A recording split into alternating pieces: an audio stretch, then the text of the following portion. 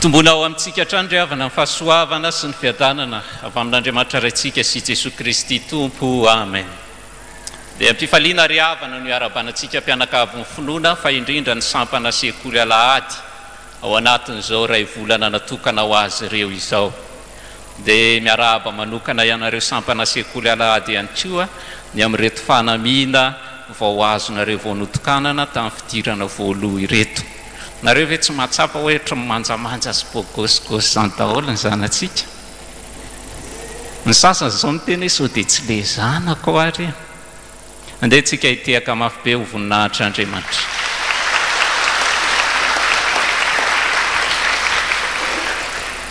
Ry havana hivelatra manoloanantsika ny Tesalonianina voalohany, toko faefatra andininy voalohany ka hatramin'ny andininy fahavalo. Izay rehetra nitondra baiboly dia oka hamelatra izany eo ambany masona.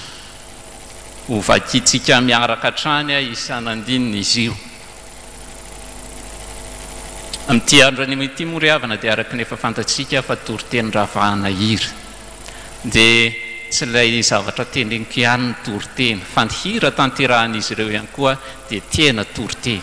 Noho izany tena mahafinaritra anary rehefa toriteny akira tahaka izao dia tsy izaha rery ny toriteny fa olona marobe. Ary rehefa manomana toriteny dia tena resy lahatra tanteraka amin'ny sitrapon'Andriamanitra. Izany hoe rehefa manomana dia izaha rery ny resy lahatra. Fa androany marobe no mitoriteny dia marobe ihany koa izany no efa resy lahatra amin'izao sitrapon'Andriamanitra izao. Ity Tesalonianina voalohany toko faefatra ity ry havana izay eo amin'ny andininy voalohany ka hatramin'ny andininy faharoa ambin'ny folo dia miresaka indrindra ny toetran'ny olona manome fifaliana an'Andriamanitra. Fa ny perikopantsika dia eo amin'ny andininy voalohany ka hatramin'ny andininy fahavalo dia ny olona manome fifaliana an'Andriamanitra dia manana toe-panahy feno fahamasinana. Ary izay no lazain'io perikopantsika androany io. Fa ny olona manome fifaliana an'Andriamanitra ry havana dia tsy maintsy manana toetra feno fahamasinana. Ary ny tanjon'ny kristianina anankiray eto ambonin'izao tany fandalovana izao dia tsy manana tanjona afa-tsy izay hafaly an'Andriamanitra izy raha tena kristianina marina. Inona ara zany le toetra tokony hananana mba hahazahoana le feno fahamasinana, mba hahatonga ny olona ho masina? Dia voalohany indrindra, olona manome voninahitra an'Andriamanitra. Inona hoe? Andeny ho vakiantsika ny andininy voalohany sy ny andininy faharoa miaraka amin'ny anaran'i Jesosy. Ary farany rahalahy,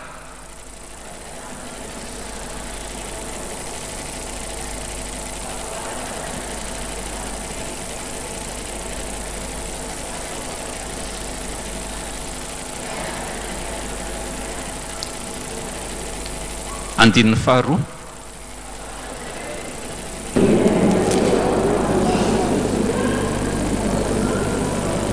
amen. Dia araka ny andehananareo ihany ny itombonareo bebe kokoa. Ny hoe manome voninahitra an'Andriamanitra ry havana raha jerena n'ity soratra masina ity dia izao: mandray lesona amin'izay rehetra nampianarina. Ary izany nambaran'i Paoly eo amin'ny andininy voalohany io, ny andraisanareo izay efa nasehonay taminareo. Ny olona manana toetra feno fahamasinana dia manome voninahitra ka mandray amin'izay nambara tamin'ny alalan'ny toriteny, tamin'ny alalan'ny fampianarana. No hoe nandray eo ry havana dia mazava tsara fa hoe naka ka mampametra-panontaniana ny tsirairay. Izany manao hoe tamin'ny toriteny rehetra norenesiko, inona no mba nalaiko tao anatin'izany? Inona no mba noraisiko tamin'izany? Inona no azoko ka tonga fananako entiko miaina? Izany ny olona feno fahamasinana, izany mahay maka, fa tsy mitsara ny hafa hoe vondray ihany na ny amin'izany, fa ny anjaranao no alainao. Fa ny olona manome voninahitra an'Andriamanitra dia tsy hoe maka fotsiny ary izay adikany eo, fa rehefa naky ianao, rehefa naheno ianao dia nandray, dia lazaineo hoe arakaraka ny andehananareo ny tombonareo. Izany hoe rehefa nandray ianao dia tokony mitombo ihany koa amin'ny fandraisana andraikitra. Mitombo amin'ny fahalalana azonao dia mitombo amin'ny fandraisana ao andraikitra, fa tsy ny hoe mitombo amin'ny fahalalana anananao fa ny eo ihany eo. nandona ny fonao ny toriteny fa tsy nitondra fiatraikany teo amin'ny fiainam-pananao sy ny fiainam-panomponao. Tsy zany ny olona manome voninahitra an'Andriamanitra, fa rehefa nandre ny tenin'Andriamanitra dia sa mandray andraikitra. Ka raha mpandray fanasan'ny tompontsotra ianao taloha, nahazo lesona vaovao, samy rotsaka dekona tsy miandry atolotry ny olona fa manolo tena. Dekona ianao tsy mijanona fotsiny amin'ny mahadekona, fa mitady fomba hafa entina manohy ny fanompona an'Andriamanitra sa miditra sefala, mirotsaka ho mpiandry. Raha zay ny etson'ny tompo anao, miditra ho isan'ireo mianatra mamaky teny, mamaky ny soratra masina, miakatra trany. Fambaran'Andriamanitra fa ny olona tahaka n'izany dia ho akarin'Andriamanitra amin'ny avolenta kokoa. Tsy isika no maizy antsika no mampiakatra antsika, fa Andriamanitra mihitsy no mampiakatra antsika. Noho izany ry havana, raha te ho ampiakarin'Andriamanitra, raha te hanana toetra fahamasinana, ome voninahitra izy. Ira voalohany, ome voninahitra izy.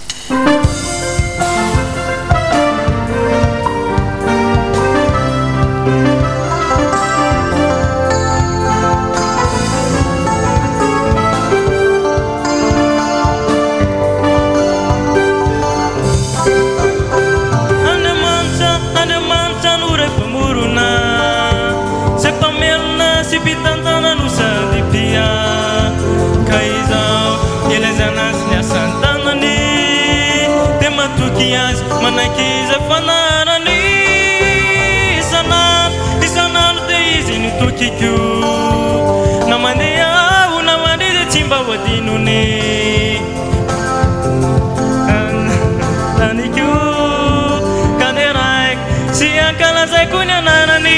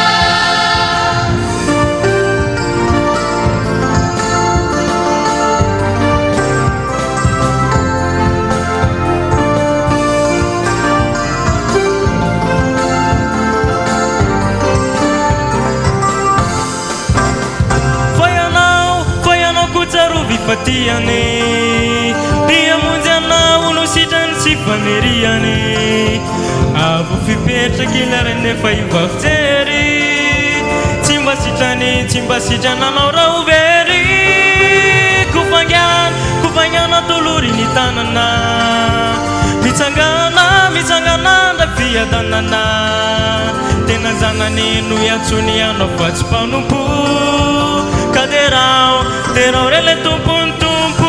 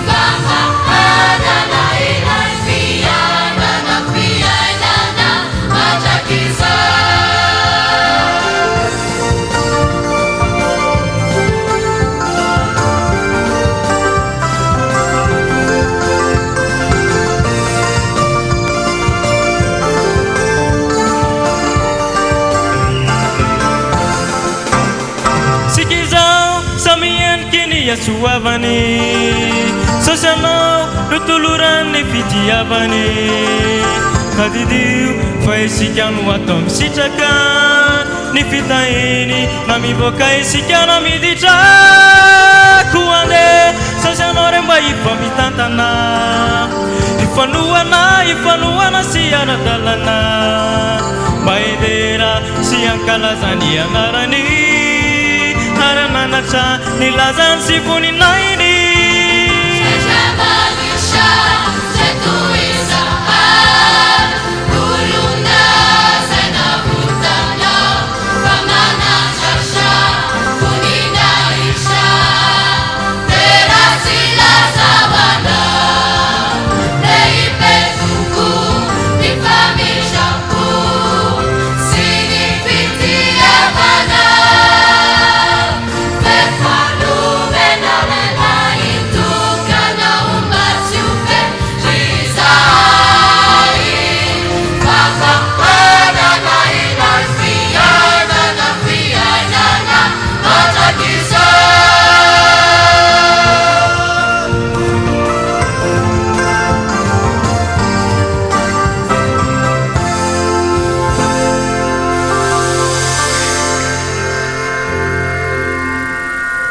inona ny afatra voaloha teo tsy aonareo tsara le tenian'ilay ankizy loha inona ny afatra voalohany ome voninahitra izy manome voninahitra an'Andriamanitra ny olona manao zay mahafaly an'Andriamanitra dia manome voninahitra an'Andriamanitra manome voninahitra an'Andriamanitra ndeha averintsika inona ny afatra voalohany mafy tsara aloha mbola ho lavy ty raharaha ty fa raha voalohany ary ny tsy tadidinareo dia efa hajanony ty ny olona manao zay mahafaly an'Andriamanitra dia manome voninahitra azy ny afatra voalohany dia hoe manome voninahitra an'Andriamanitra fa ny afatra faharoa dia izao ny olona zay manao zay mahafaly an'Andriamanitra dia manolo tena inona hoe ny afatra faharoa manolo tena andeha raha antsika mamaky ny 9 amin'ny anaran'i Jesosy fa izao ny sitrapon'Andriamanitra ifadianareo fitsangatsangana mazava ho azy zany fa ny olona manolo tena ho an'Andriamanitra dia mifady ny zavatra ratsy mifady zay rehetra tsy mifanaraka amin'ny sitrapon'Andriamanitra raha dika teny fototra riava ny soratra masina io dia izao ny hoe ny tanjon'Andriamanitra dia ny tsironanareo amin'ny filany nofo na ny filany ratsy zany hoe ny tanjon'Andriamanitra zany manoloana ilay didy lazainy dia mba hahatonga antsika tsirona amin'ny filany ratsy ny olona manolo tena ho an'Andriamanitra ry havana noho izany dia tsy olona manolo tena ho amin'ny filany ratsy ny olona manolo tena ho an'Andriamanitra dia manaiky hifady ny ratsy ary rehefa jerena ry havana le hoe mifady io dia izao tsy mifikitra amin'ny filana tsy mifikitra zany hoe tsy hoe andramo fa aza mifikitra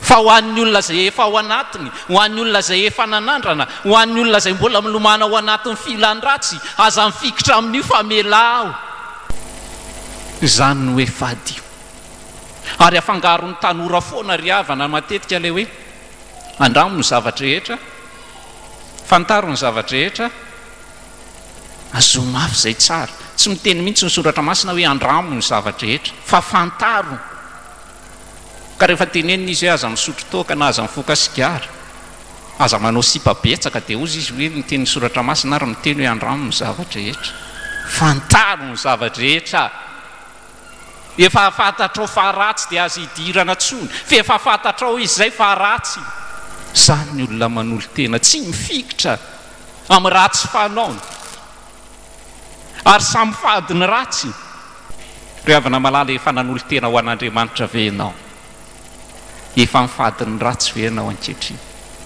efa niala tamin'izay karazana mety fahalotona ve ianao efa tsy miverina amin'izany tsony ve ianao fa zany ny olona nanolo tena ho an'Andriamanitra tena nanolo tena ho an'Andriamanitra marina ve ianao sasarotsara ny fotsiny ka ny elanao kely dia rehefa misy ny ilanao azy indray dia miverina ianao move tena voatolotra ho an'Andriamanitra ny tenanao ka efa miainao anatinao izy ankehitriny ndehana vao mifanoloran-tenatsika anantona ny tompo ka sa hiteny amin'ny hoe ity Andriamanitra io anolo tena ho an'ny tompo ka sa ilaza fa raha izao sy ny ankohonako dia anompo an Kristy kosa ka tsy zay rehetra mety ampidibola na ny fomba ratsy aza entina mpandrosoana ny ankohonana dia atao daholo fasahanao marina mandrakariva andeha amin'ny lalana nosoritany zany olona tena manolo tena ho an'Andriamanitra zany olona tena samylaza manao hoe Andriamanitra indreto zay sy ny ankohonako ity aho irao aho ira manaraka Andriamanitra indreto zay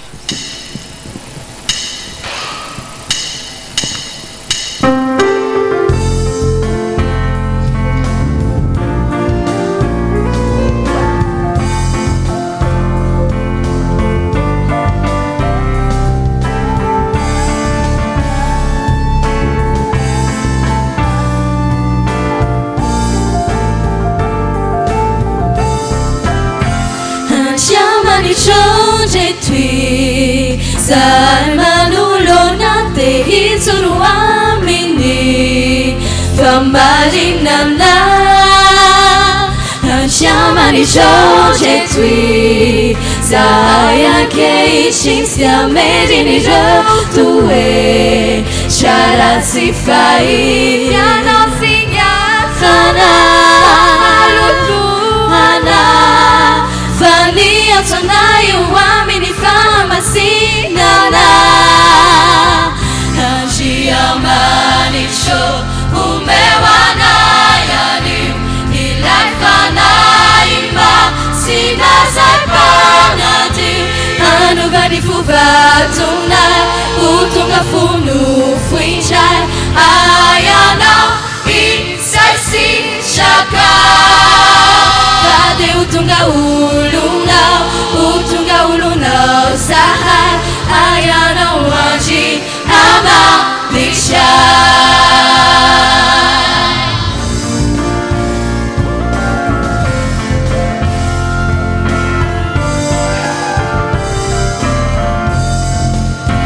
Sesoti tungyana Anjavani lalan fatunga yana ana Tantera kisah Matet kisah Jesu Nujera kasih yang saat peta kakut faka Pada itu antar Tiada susah Adela utama Kasih anak amani jahafa fianawia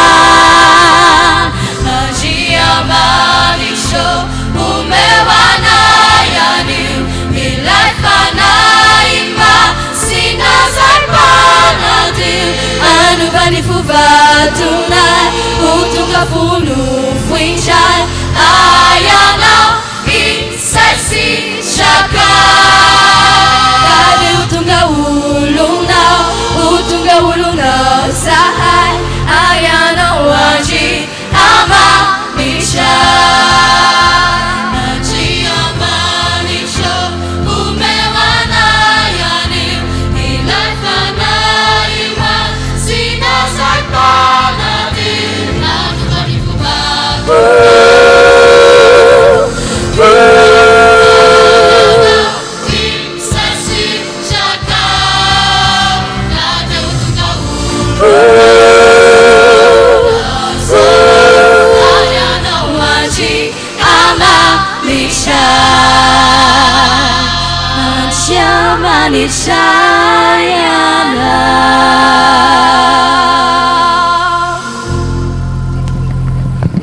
Afatra voalohany ny olona manao zay mahafaly an'Andriamanitra dia manome voninahitra azy. Ny afatra faharoa dia hoe ny olona manao zay mahafaly an'Andriamanitra dia manolo tena ho azy. Afatra voalohany afatra faharoa afatra voalohany afatra faharoa afatra roa zay tadidio tsara. Ny afatra fahatelo farandriavana dia zao ny olona manao zay mahafaly an'Andriamanitra dia mahatoky azy andeha raha tsika mamakina ny andininy fahaefatra sy fahadimy ary ny andininy fahaenina tapany voalohany amin'ny anaran'i Jesosy mba samy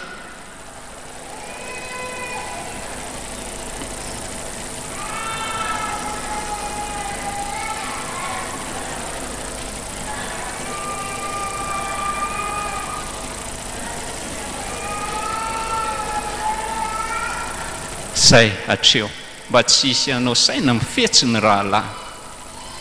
Ny olona mahatoky an'Andriamanitra zany no manao zay mahafaly an'Andriamanitra. Eto ny anambarany hoe mahatoky an'Andriamanitra ry havako dia izao: mankatony teny, manatanteraka ny didiny. Zany hoe olona tsy mahatoky an'Andriamanitra rehefa tsy manatanteraka ny teniny sy ny didiny, fa ny fanaporofona hoe olona mahatoky an'Andriamanitra iny ka na mafy na ny mora dia manatanteraka ny tenin'Andriamanitra. Tsy matahotra ninninona ny fanatanterahana ny asan'Andriamanitra satria fantany fa Andriamanitra ny momba azy sy mitady-dalana azy. Zany ny olona mahatoky an'Andriamanitra sa manatanteraka ny tenin'Andriamanitra. Eo amin'ny 4, 5 ry havana dia misy ireo zavatra lazainy Paoly mba ho arahany, zavatra nanafarany Jesosy Kristy amin'ny Paoly mba ho arahany reto Grika reto. Dia hitantsika eo hoe eo amin'ny 4 mba samy hahafantatra izay azon'ny fanaky ny tenanareo avy. Fa inona moa no tian'ny soratra masinambara amin'izany? Aoka ny lehilahy samy anana ny vadiny avy, fa tsy ndriny amin'io ihany koa ry havana ny vehivavy ihany koa, fa tsy ny lehilahy irery. Aoka samy anana ny azy avy. Ary navariana ry havana ny fandikan'ny boky ankiray ity le hoe fanaky ity: aoka samy vidiny sambony avy, aoka samy anana ny fananany sy ny entany avy, aoka samy vidiny sambony avy. Misy olona mahay mitaingina laka anankiroa ve? Tsy maintsy rendrika izy, tsy tonga any tanjona zay alehany maika fa sambo. Ary zany ny olona mahatoky an'Andriamanitra dia manaja ny azy, manaja ny azy amin'ny fahamendrehany, manaja ny azy ka manao zay asarobidiny azy eo anatrehan'Andriamanitra sy ny hafa. Ary zany ny havana ny hitantsika any amin'ny Genesisy: oka lahy ho masiny eo amin'ny vavy ary ny vavy anakaja amin'ny lahy. Fa eo amin'ny 9 ry havana dia zao: aoka tsy hisy hifetsy amin'ny rahalahy. Zany hoe aoka tsy hisy iopefy amin'ny enazy ka hitady tombony ainy amin'ny eniny rahalahiny, fa hanaja sy hanamasiny izay eo an-tanany sy izay efa novidiny. Ary zany ry havana ny zavatra mampalahelo hita eny amin'ny fiarahamonina ankehitriny, fa ny olona tsy mampirafindray no adala. Ary ny lehilahy manam-bola dia hifandrombahany vehivavy, ka ny lehilahy manam-bola dia refesin'izao tontolo izao manao hoe vendrana rehefa tsy vedety. Ary ny lehilahy manana mamasosy dia modely mihitsy azy. Ary zany ny mariny eto voatany ny somary mbola mangatsiatsika izy io, fa rehefa makany amin'ny faritana hafa tsika dia tena zany ny fidiram-boran'ny lehilahy ankehitriny ny tovolahy. Fa tsy zany ny sitrapon'Andriamanitra eto, fa asainy samy makaray avy. Ary Andriamanitra mandamina an'izany ho anareo izay tsy manana, ka tafalona ao anatin'ny fijangajangana izay ambaran'ny soratra masina eto. Fa ny antsonany hoe mifetsy ny rahalahiny dia mijangajanga amin'ny vadiny ny hafa, ka sady mamitaka an'Andriamanitra izy no mamitaka ny rahalahiny, sady mampijaly an'Andriamanitra izy no mampijaly ny rahalahiny. Fa ny tanora ihany koa izay tsy manambady ihany koa ka mijangajanga amin'izay tsy mbola nampiakariny fa nefa no ampiakariny ny hafa, dia mamitaka izay ilay apakatra ny hafa, ilay apakatra azy no fitahany. Ary zany tsy sitrapon'Andriamanitra zany, fa sahy manapa-kevitra mitady izay tena anjaranao, tsy amin'ny fijangajangana, tsy amin'ny andrakandrana, fa ankino amin'Andriamanitra ka matoky azy. Fa tsy maintsy ho tanteraka eo amin'ny fiainanao izay mahasoanao. Ho anao efa manana, ajaony eo an-tananao. Matoky an'Andriamanitra fa afaka ny amen'izay rehetra tsy feno eo amin'ny fiainanao ny vadinao. Aoka ho masiny eo aminao izy satria efa nomen'Andriamanitra anao. Ankino amin'Andriamanitra ny fiaina tokantranonareo. Hiatrika ny herinandro ny fianakaviantsika mahazo tomen'ny tenin'Andriamanitra mahakasika an'izany, fa matoky an'Andriamanitra amin'io vadinao io, fa izy ny nanome an'io. Matoky an'Andriamanitra amin'ilay anjaranao mety mbola tsy fantatra ho any, fa efa manomana ho anao izy. Hira manaraka, matoky anao.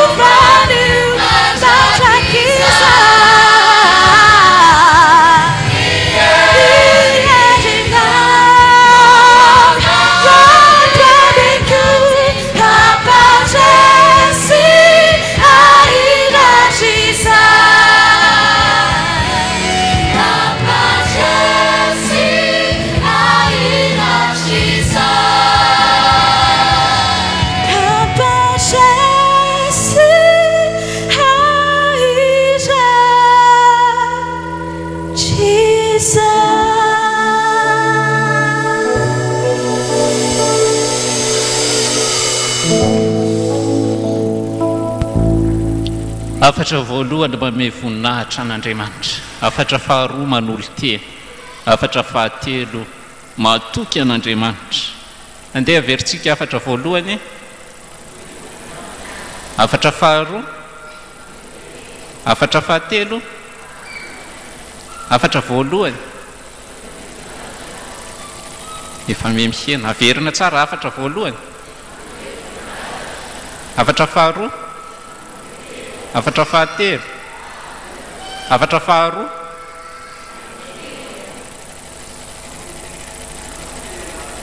afatra voalohany, afatra faharoa, afatra fahatelo, afatra fahatelo, afatra fahatelo, afatra faharoa. Misy entina mody tsara zay. Fa afatra fahaefatra ry havana, ny olona manao izay mahafaly an'Andriamanitra dia mijoro fahavolombelona, mijoro fahavolombelona. Nde raha tsika mamakiny eny andinin'ny fahenina tapany faharoa, fa ny tompo no mpamaliny amin'izany zavatra rehetra izany, toy ny nolazainay sy nambaranay taminareo raha teo.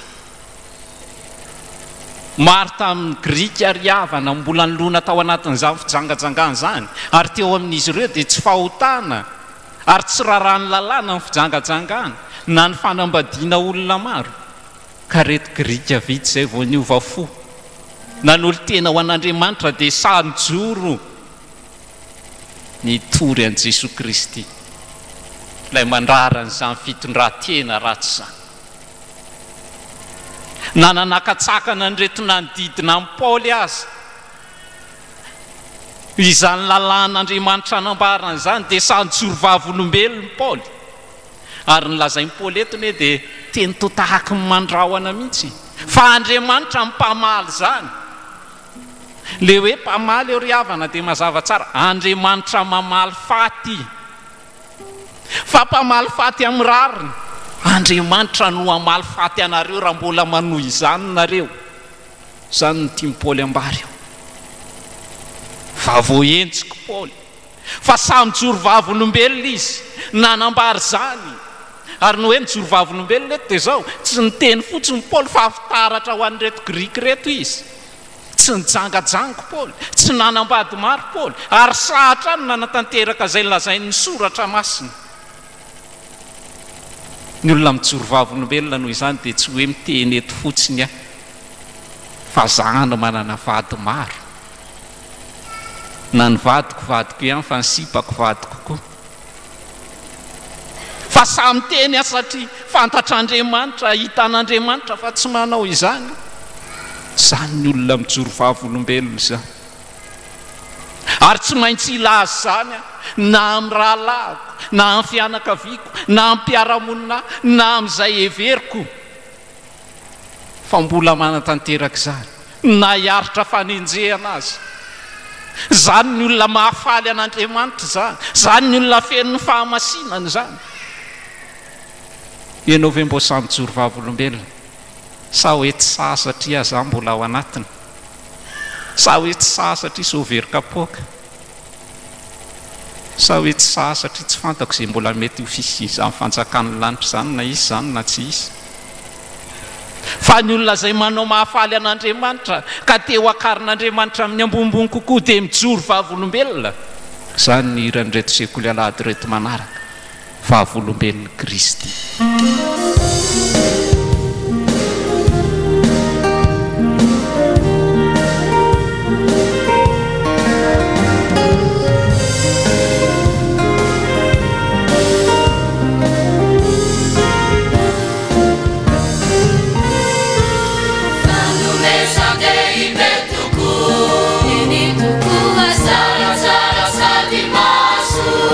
Amazo,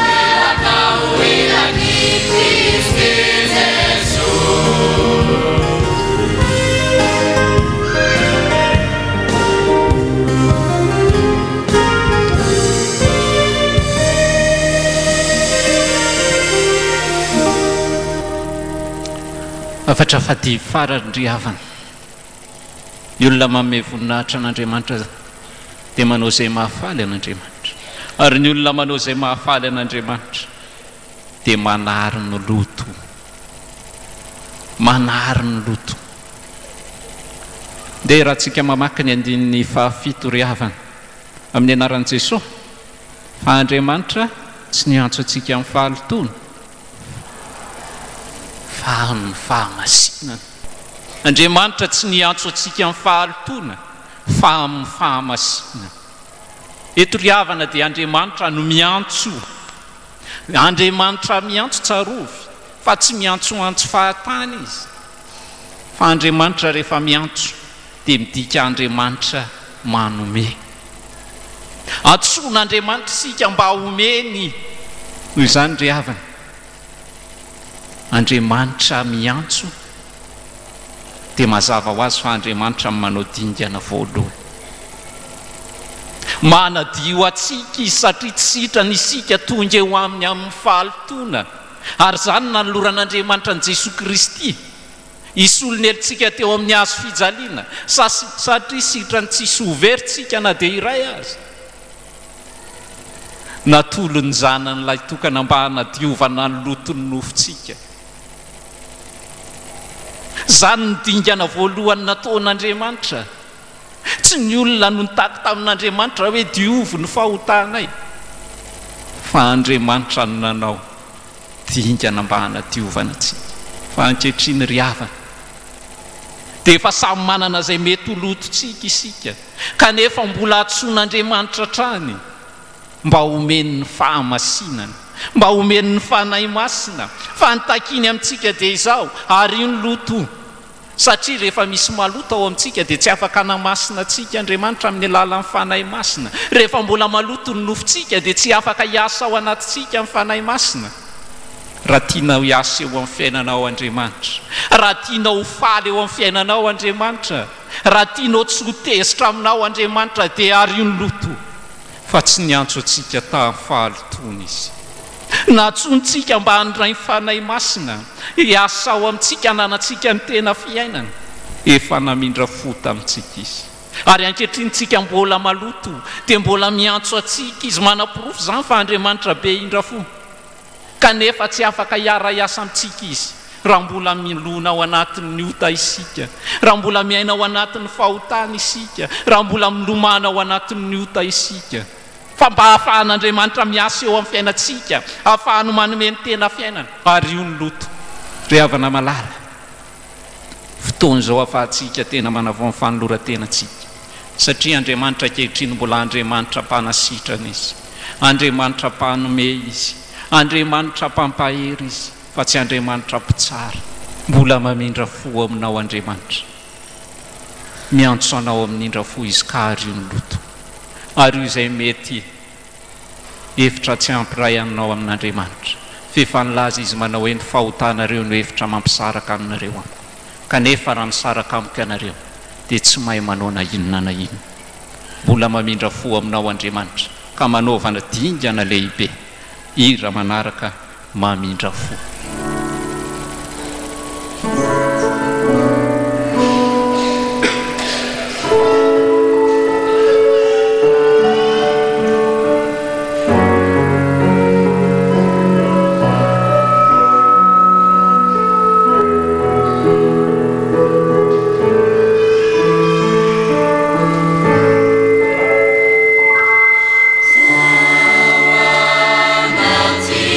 Sina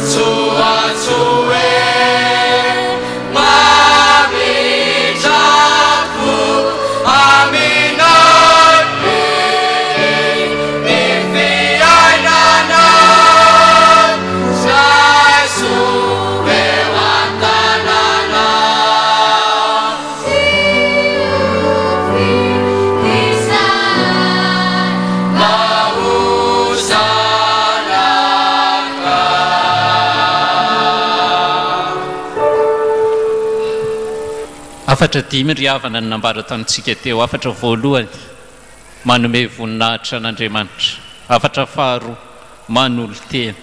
Afatra fahatelo mahatoky. Afatra fahaefatra mijoro vavolombelona. Ary afatra fahadimy farany manary ny loto. Inona amin'ireo afatra dimy ireo mba tsaroanao androany? Tamin'izay afatra dimy nambary izay, inona mba tena tadidinao entina ody? Sa tadidinao avokoa zany? Ary raha tadidinao zany, firy amin'ireo mba efa tanteraka ao? Ary firy amin'ireo ny vonona ianao na tanteraka azy? Fa ny tsara indrindra ny olona manana ny fahamasinany dia mahatanteraka azy ity. Andeha ny afatra voalohany no tenentsika manao hoe